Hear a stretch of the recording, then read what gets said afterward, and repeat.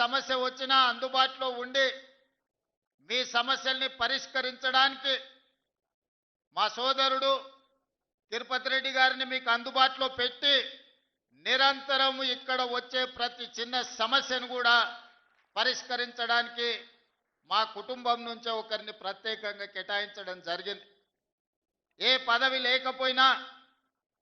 ఈ ప్రాంత ప్రజలు 2009లో నన్ను ఆశీర్వదించి శాసనసభకు పంపిస్తే ఈనాడు తెలంగాణ రాష్ట్రానికి ముఖ్యమంత్రినై కొడంగల్ గడ్డ మీద నుంచి నిలబడి తెలంగాణ రాష్ట్రానికి నాయకత్వం వహిస్తున్నామంటే ఈరోజు నిండు మనసుతో మీరు ఆశీర్వదించి మీ గుండెల్లో పెట్టుకొని మీ భుజాల మీద మోసిండ్రు కాబట్టి ఇంత పెద్ద పదవి ఇంత గొప్ప అవకాశం నాకు దక్కిందని నేను భావిస్తున్నా. మిత్రులారా, చాలామంది సర్పంచులు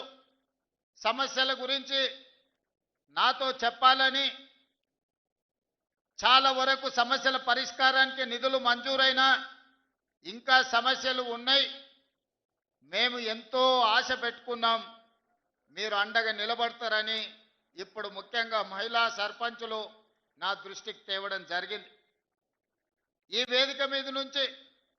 మీ అందరికీ ఒక మాట ఇస్తున్నా,